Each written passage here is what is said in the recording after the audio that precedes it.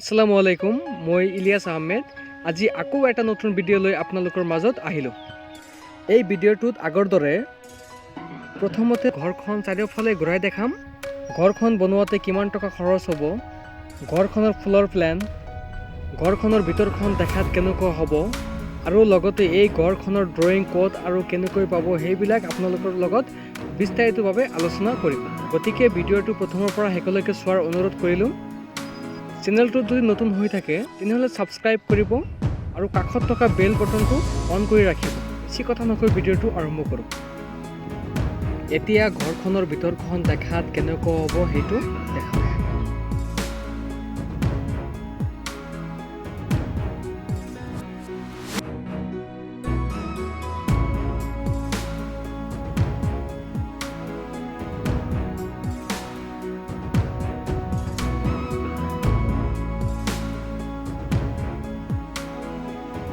এতিয়া এই ঘৰখনৰ ৰুমৰ চাইজ, দৰ্জা খিৰিকীৰ চাইজ লৈ আপোনালোকৰ লগত বিস্তাৰিতভাৱে আলোচনা কৰিম। ইয়াতে তিনিখন ড্ৰয়িং আছে, আপোনালোকৰ লগত এখন এখনকৈ বিস্তাৰিতভাৱে আলোচনা কৰিম যাতে ড্ৰয়িংখন বুজিবলৈ কোনো অসুবিধা নহয়।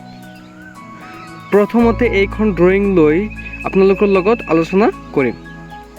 এই ঘৰখনৰ মাপ ৰাখিছোঁ, ইয়াৰ পৰা ইয়ালৈকে আছে 37 ফিট 1 ইঞ্চ, আৰু এইটো ছাইডত আছে ইয়াৰ পৰা ইয়ালৈকে 15 ফিট 10 ইঞ্চ আছে, আৰু সন্মুখৰ ছাইডত আছে ইয়াৰ পৰা ইয়ালৈকে আছে 21 ফিট 3 ইঞ্চ, আৰু এইটো ছাইডত আছে ইয়াৰ পৰা ইয়ালৈকে 15 ফিট 10 ইঞ্চ, আৰু এইটো ছাইডত আছে ইয়াৰ পৰা ইয়ালৈকে আছে 22 ফিট 10 ইঞ্চ।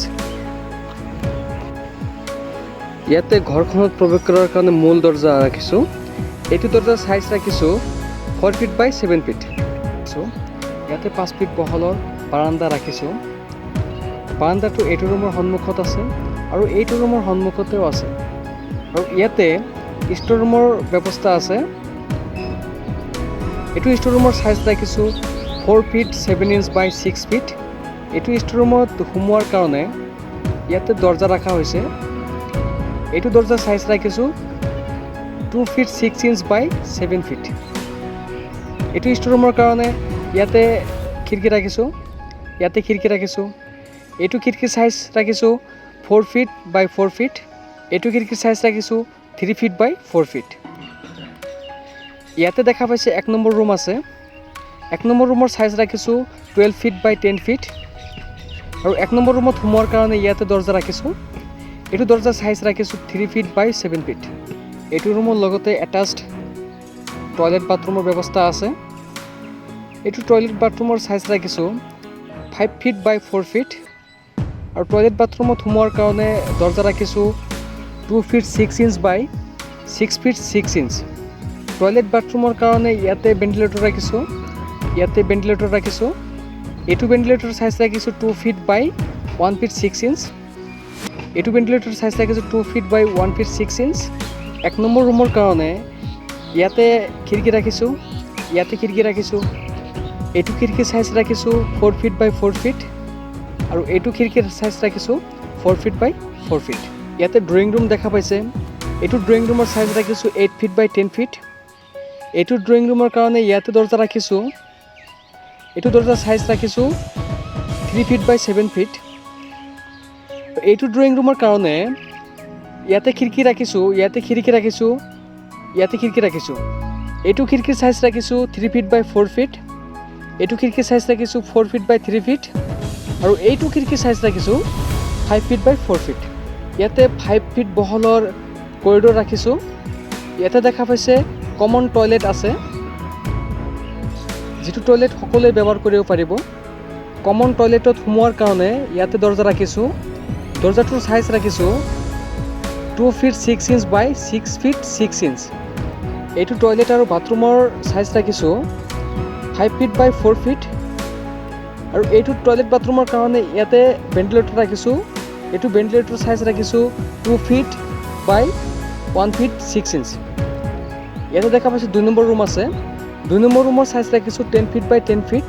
2 নম্বৰ ৰুমত সোমোৱাৰ কাৰণে ইয়াতে দৰ্জা ৰাখিছোঁ। এইটো দৰজাৰ সাইজ ৰাখিছোঁ 3 ফিট বাই 7 ফিট আৰু ইয়াতে এটাচড টয়লেট বাথৰুম আছে। এইটো টয়লেট বাথৰুমৰ সাইজ ৰাখিছোঁ 5 ফিট বাই 4 ফিট আৰু ইয়াতে সোমোৱাৰ কাৰণে ইয়াতে দৰজা ৰাখিছোঁ। এইটো দৰজাৰ সাইজ ৰাখিছোঁ 2 ফিট 6 ইঞ্চ বাই 6 ফিট 6 ইঞ্চ। 2 নম্বৰ ৰুমৰ কাৰণে ইয়াতে খিৰিকী ৰাখিছোঁ। ইয়াতে খিৰিকী ৰাখিছোঁ। ইয়াতে খিৰিকী ৰাখিছোঁ। এইটো খিৰিকীৰ সাইজ ৰাখিছোঁ 3 ফিট বাই 4 ফিট আৰু এইটো খিৰিকীৰ সাইজ ৰাখিছোঁ 3 ফিট বাই 4 ফিট। টয়লেট বাথৰুমৰ কাৰণে ইয়াতে ভেন্টিলেটৰ ৰাখিছোঁ। ইয়াতে ভেন্টিলেটৰ ৰাখিছোঁ। এইটো ভেন্টিলেটৰৰ সাইজ ৰাখিছোঁ 2 ফিট বাই 1 ফিট 6 ইঞ্চ। এইটো ভেন্টিলেটৰৰ সাইজ ৰাখিছোঁ 2 ফিট বাই 1 ফিট 6 ইঞ্চ। ইয়াতে দেখা পাইছে 3 নম্বৰ ৰুম আছে। 3 নম্বৰ ৰুমৰ সাইজ ৰাখিছোঁ 10 ফিট বাই 11 ফিট 7 ইঞ্চ আৰু এইটো ৰুমত সোমোৱাৰ কাৰণে ইয়াতে দৰজা ৰাখিছোঁ। এইটো দৰজাৰ সাইজ ৰাখিছোঁ 3 ফিট বাই 7 ফিট আৰু এইটো ৰুমৰ কাৰণে ইয়াতে এখন খিৰিকী ৰাখিছোঁ। ইয়াতে খিৰিকী ৰাখিছোঁ। এইটো খিৰিকীৰ সাইজ ৰাখিছোঁ 4 ফিট বাই 4 ফিট। এইটো খিৰিকীৰ সাইজ ৰাখিছোঁ 4 ফিট বাই 4 ফিট আৰু এইটো খিৰিকীৰ সাইজ ৰাখিছোঁ 4 ফিট বাই 4 ফিট। 3 নম্বৰ ৰুমৰ লগতে টয়লেট বাথৰুমৰ ব্যৱস্থা আছে। টয়লেট বাথৰুমৰ সাইজ ৰাখিছোঁ 5 ফিট বাই 4 ফিট। টয়লেট বাথৰুমত সোমোৱাৰ কাৰণে ইয়াতে দৰজা ৰাখিছোঁ। এইটো দৰজাৰ সাইজ ৰাখিছোঁ 2 ফিট 6 ইঞ্চ বাই 6 ফিট 6 ইঞ্চ আৰু টয়লেট বাথৰুমৰ কাৰণে ইয়াতে ভেন্টিলেটৰ ৰাখিছোঁ। ইয়াতে ভেন্টিলেটৰ ৰাখিছোঁ। এইটো ভেন্টিলেটৰৰ মাপ হৈছে 2 ফিট বাই 1 ফিট 6 ইঞ্চ। এইটো ভেন্টিলেটৰৰ মাপ ৰাখিছোঁ 2 ফিট বাই 1 ফিট 6 ইঞ্চ। এতিয়া দেখাম এটাচ টয়লেট বাথৰুম দিয়াৰ পিছত ঘৰৰ ভিতৰত কিমানখিনি খালী ঠাই পোৱা যাব সেইটো লৈ আপোনালোকৰ লগত আলোচনা কৰিম। 1 নম্বৰ ৰুমটোত টয়লেটৰ এইটো ৱালৰ পৰা এইটো ৱালৰ মাজত 5 ফিট 7 ইঞ্চ আছে। এইটো সাইডত টয়লেটৰ এইটো ৱালৰ পৰা এইটো ৱালৰ মাজত আছে 6 ফিট 7 ইঞ্চ আৰু ইয়াৰ পৰা এইটো ৱালৰ পৰা এইটো ৱালৰ মাজত 10 ফিট আছে আৰু এইটো ৱালৰ পৰা এইটো ৱালৰ মাজত আছে 12 ফিট। এতিয়া 2 নম্বৰ ৰুমটো চাওঁ। 2 নম্বৰ ৰুমটোত টয়লেটৰ এইটো ৱালৰ পৰা এইটো ৱালৰ মাজত 4 ফিট 7 ইঞ্চ আছে আৰু এইটো সাইডত এইটো ৱালৰ পৰা এইটো ৱালৰ মাজত 5 ফিট 7 ইঞ্চ আছে আৰু এইটো ৱালৰ পৰা এইটো ৱালৰ মাজত দূৰত্ব আছে 10 ফিট আৰু ইয়াৰ পৰা ইয়ালৈকে আছে 10 ফিট। এতিয়া 3 নম্বৰ ৰুমটো চাওঁ। 3 নম্বৰ ৰুমটোত টয়লেটৰ এইটো ৱালৰ পৰা এইটো ৱালৰ মাজত আছে 4 ফিট 7 ইঞ্চ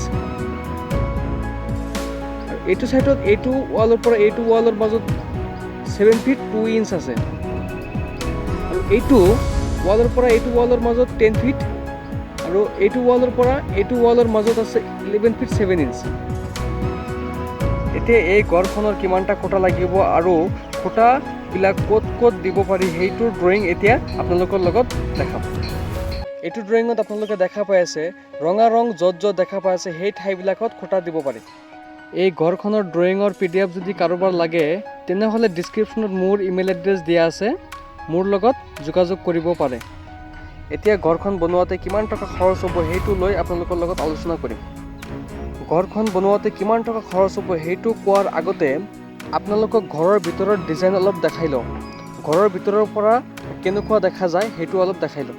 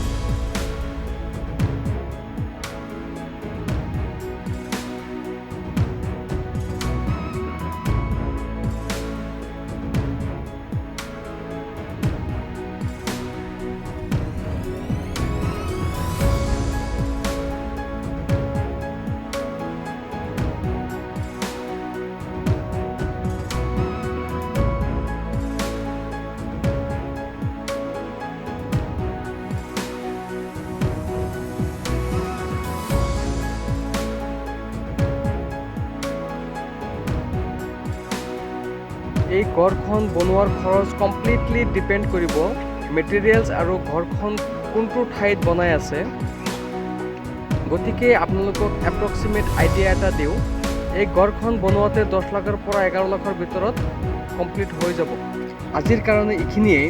যদি ভিডিঅ'টো ভাল লাগে লাইক কৰিব, কমেণ্ট কৰিব, শ্বেয়াৰ কৰিব আৰু এনেকুৱা নতুন নতুন ঘৰৰ ডিজাইন পাবলৈ মোৰ চেনেলটো ছাবস্ক্ৰাইব কৰি দিব।